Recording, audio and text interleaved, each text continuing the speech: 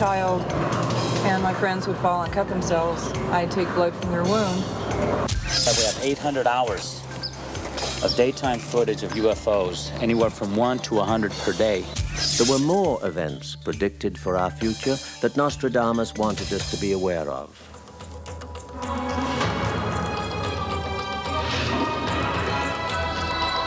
From the boundaries of the universe to the depth of your soul, embark on a journey through the unknown and unexplained as we explore mysteries, magic, and miracles. Hello and welcome. I'm Patrick McNee. Today, we'll explore recent UFO activity, reveal startling secrets about Nostradamus' predictions, but first, we'll share a perfect day in the life of a real vampire. Do you think that you could be a vampire? Here's a simple test. Do you sleep in a coffin? Do you like to drink human blood? Are you nocturnal? How do you feel about crucifixes, holy water, and garlic? According to an updated vampire census, there may be as many as 1,500 vampires worldwide. Meet Katrina Coffin, a real-life vampire. I consider myself a vampire. My friends consider me to be a vampire. I'm nocturnal. I do have a casket that I sleep in, where in my '68 Cadillac hearse at the moment. I also happen to be the president and founder of the Los Angeles Hearse Society. I have a European coffin in the back of my car that came from Italy, and I have a skeleton in there. And people are fascinated with the hearses. You know, they think they're scary, but it's like a horror movie where you're scared, but you just can't look away. Yeah, I've been a vampire all my life. When I was a child and my friends would fall and cut themselves, I'd take blood from their wound. And it evolved into a thing where when I became a teenager, I'd have friends who would let me cut them with a razor blade or, you know, X-Acto knife or whatever and take their blood. And they became my donors. And no, I don't refer to them as victims. They're donors because they have to be consenting adults. I would never take blood from a child or an animal. When I was a child, my parents would always find me in the closet or in a large box or something. I like little dark enclosed places. I always have, and I still do. And I find caskets very, very warm and comfortable. I think some of the lore came from congenital syphilis, which the victims of congenital syphilis had pointed teeth. They were very, very light sensitive. Their eyes were very pale with dark, like, rims around them, and they were light blind. So that could have been part of the lore of the vampire. And a lot of the new legend that's coming through in vampire lore is coming from Anne Rice.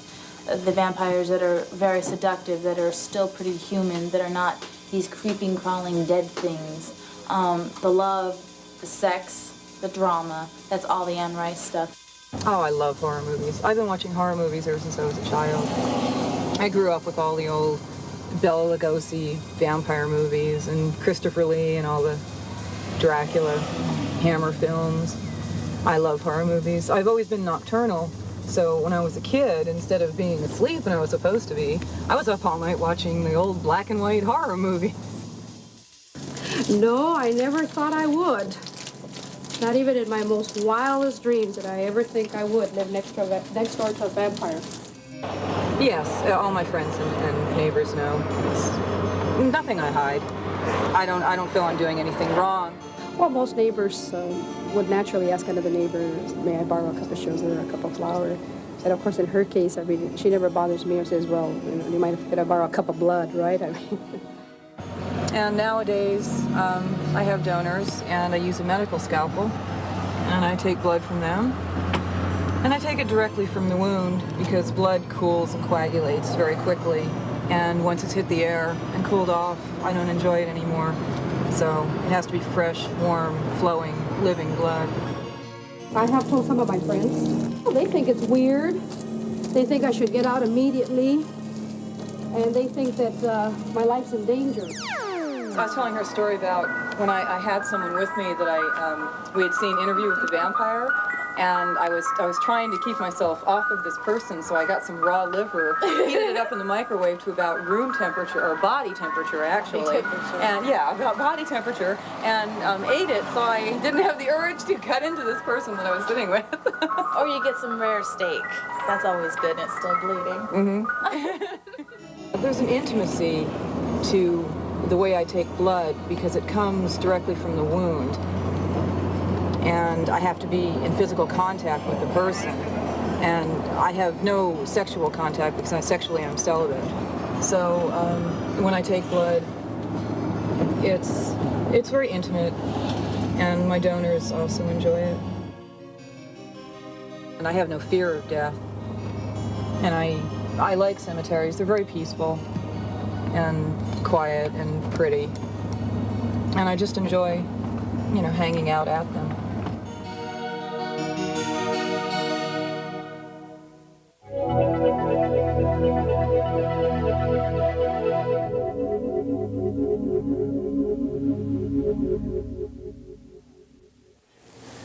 In superstitious lore, garlic is said to possess great powers, capable of fending off evil by its mere presence. Strands of garlic are often featured in vampire movies draped across windows or doors while the menacing bloodsucker paces outside. Similar beliefs about garlic are held in different parts of the world, far away from Transylvania and Count Dracula.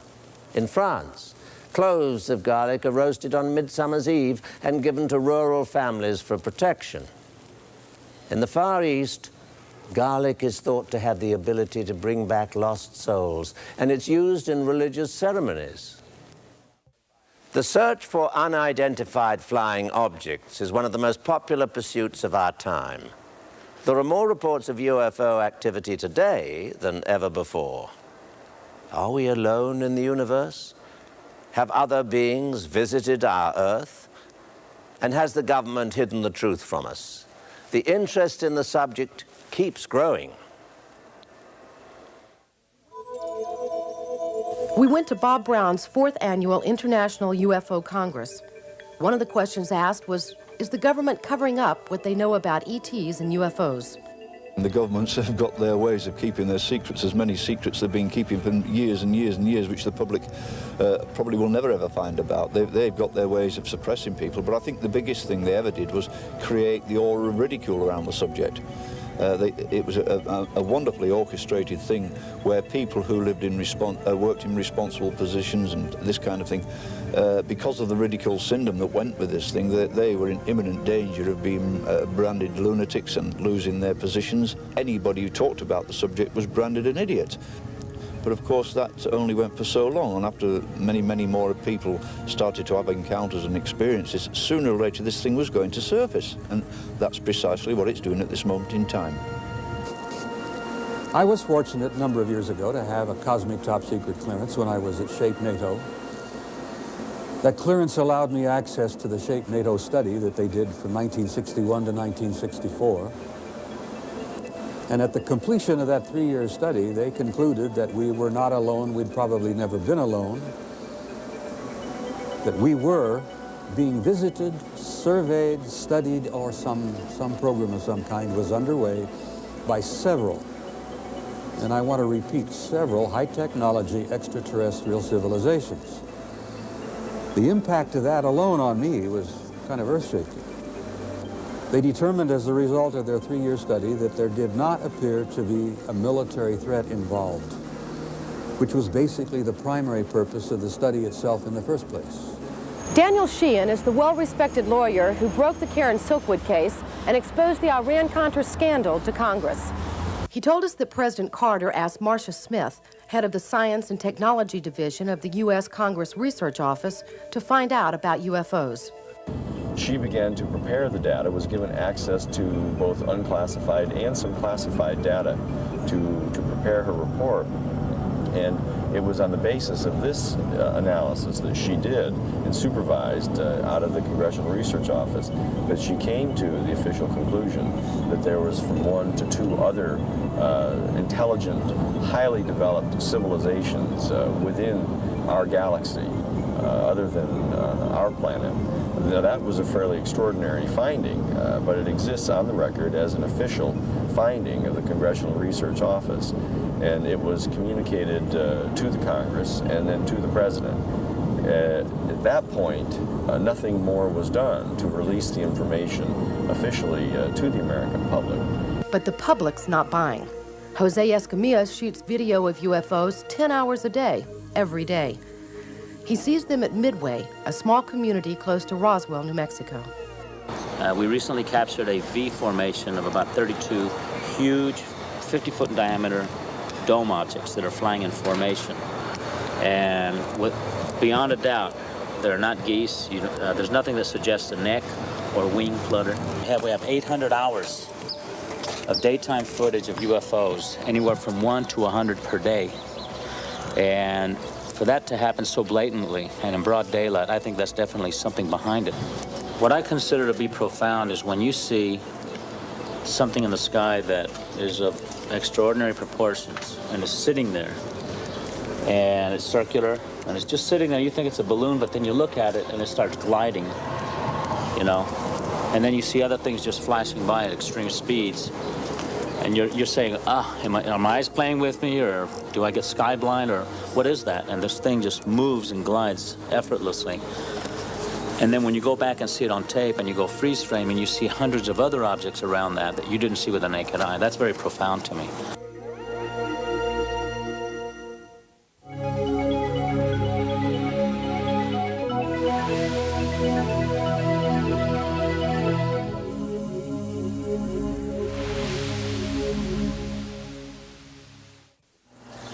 His prophecies predicted the fate of kings, world wars, man's landing on the moon, and the coming of a new Antichrist. Was Nostradamus warning people of the inevitable, or was he giving us the power to change our fate? Nostradamus lived in the 1500s, a time of fear and superstition, when plagues ravished the earth and the church ruled the fate of people. He had visions of mankind's terrible future and its own destruction. Not unlike our time, many people then believed that his predictions were satanic. The church would put him to trial. That's him! That's Nostradamus! You were accused of the worst of all crimes: black magic, alchemy, worship of the devil. He would continue his work, however, feeling that it was his duty to inform us of our fate so we could change it and create a better future for ourselves. His predictions that have come true. World War I and the beginning of communism. World War II, the rise of the Third Reich. Jewish massacres. The atom bomb attacks on Hiroshima and Nagasaki. And natural disasters. He also predicted the advancement mankind would make. The invention of aircraft, the first landing on the moon, and man's constant search for answers in space. These advancements will not go without mistakes, disastrous mistakes. The Vietnam War, a war out of control, and the Challenger, a dream shattered. Dolores Cannon is the leading expert on the Nostradamus predictions today. In 1986, something unexpectedly happened to her. As a past life hypnotherapist, she conducted what she thought would be a normal past life regression. A patient went back to a past life when she was a male student of Nostradamus. Nostradamus spoke through this patient. I still have a hard time explaining what happened. He came through her and he said, "I have an assignment for you." He could see that his prophecies were not being correctly interpreted. He said, "The time is coming when they're going to come true." I have to warn people. If they keep on like this, they will destroy everything. Nature, themselves. Nostradamus gave Dolores the correct meanings of his predictions one by one. It took 3 years and 12 hypnotic subjects to complete the work. This was the first time that all Nostradamus's predictions have been translated, almost 1,000. Nostradamus told Dolores Cannon to concentrate on the next 20 years. The 20th century will be especially terrible. 3 wars will spread over the entire earth. And we have shown now that some of the prophecies have already begun to come true. In the world's history, thousands of people were killed by plagues, epidemics, illnesses with no cures. Not unlike our own time that has been struck with its own plague, AIDS. Nostradamus said that AIDS was a mutated disease, a form of rabies that originated from a monkey biting a woman who lived in Africa. The disease got into the blood mobiles and laboratories, contaminating biological products being made. AIDS will continue to spread worldwide. A cure is predicted about 15 years after the spread of this disease. The date of the Gulf War was given to Cannon long before it occurred. He said, you don't know how important this is the beginning of everything. This is actually the beginning of the Third World War. This would instigate a few wars in the Middle East. The worst, however, is still to come. There would be one man behind the scene during all of this time. This is the third Antichrist. Nostradamus saw 3 antichrists in the course of Earth's existence. 2 were already predicted correctly, and we know them: Napoleon, Hitler. The third has already been born, and said to be the worst of them all.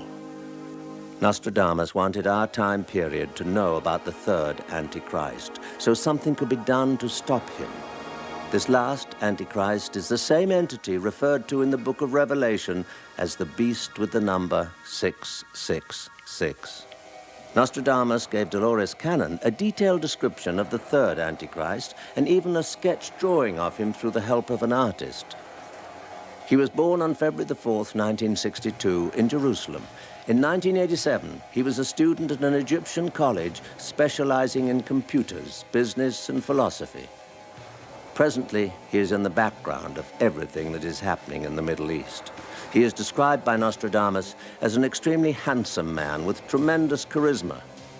At first, he will appear as a savior and the man with all the answers. But he will be the opposite of what he appears to be. He will be the sheep in wolf's clothing. His work is secretly done now. How many of us know him already? There were more events predicted for our future that Nostradamus wanted us to be aware of. The Nazi Party will slowly but surely return to power during the 90s. It will come to light that hurricanes are a man-made event brought about by scientists attempting to control the weather. The next 2 decades will mark the downfall of the Catholic Church. The Earth's continents will shift with the rising of the ocean's water levels. This could occur during the next 4 decades. These are just to mention a few. This all sounds like gloom and doom, but Nostradamus saw the amazing ability for the human being to adapt. We could handle the changes as long as they are occurring gradually, as they are now. Nostradamus also gave us a glimpse of a wonderful time to come. He saw a man whom he called the Great Genius, an important figure whose coming would balance out all the evil in the world. The Great Genius would invent great wonders, and he would reign in the 1,000 years of peace when we would be traveling through the cosmos and living in space colonies. One question remains to be answered, though. How could we explain all of this?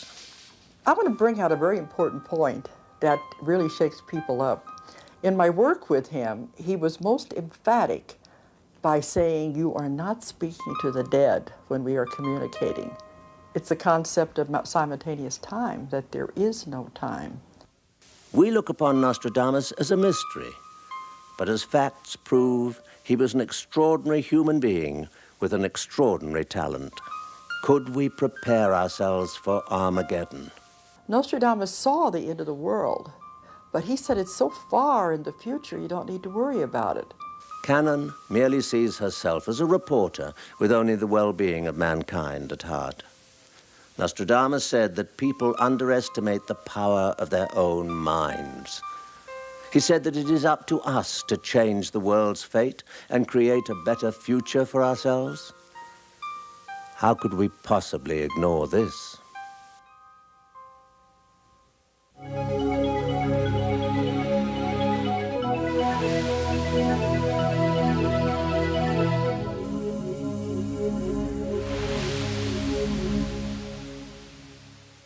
The hero's name is tarnished by a bloody glove. The masses cry for vengeance, but truth prevails. 1995 finds him free. The monster confesses and loses his soul in 18 months. This prediction by Nostradamus sounds familiar to all who know about the Simpson case. Even the most skeptical begin to wonder. Are you seeking eternal life? If so, the question you need to ask yourself is, what are you willing to do to get it? I'm Patrick McNee. Join me next time for more mysteries, magic, and miracles.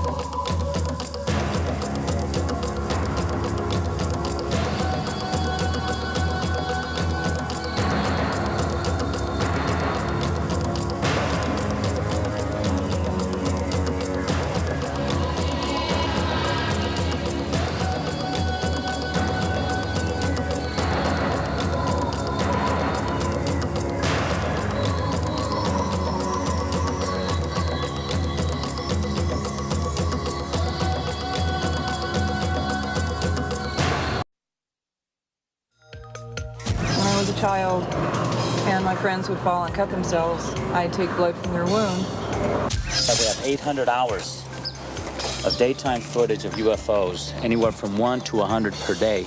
There were more events predicted for our future that Nostradamus wanted us to be aware of.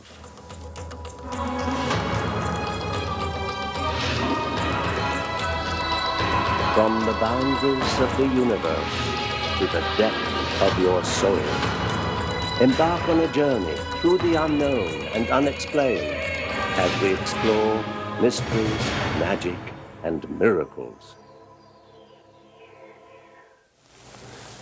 Hello and welcome. I'm Patrick McNee. Today, we'll explore recent UFO activity, reveal startling secrets about Nostradamus' predictions, but first, we'll share a perfect day in the life of a real vampire. Do you think that you could be a vampire? Here's a simple test. Do you sleep in a coffin? Do you like to drink human blood? Are you nocturnal? How do you feel about crucifixes, holy water, and garlic? According to an updated vampire census, there may be as many as 1,500 vampires worldwide. Meet Katrina Coffin, a real-life vampire. I consider myself a vampire. My friends consider me to be a vampire. I'm nocturnal. I do have a casket that I sleep in, where in my '68 Cadillac hearse at the moment. I also happen to be the president and founder of the Los Angeles Hearse Society.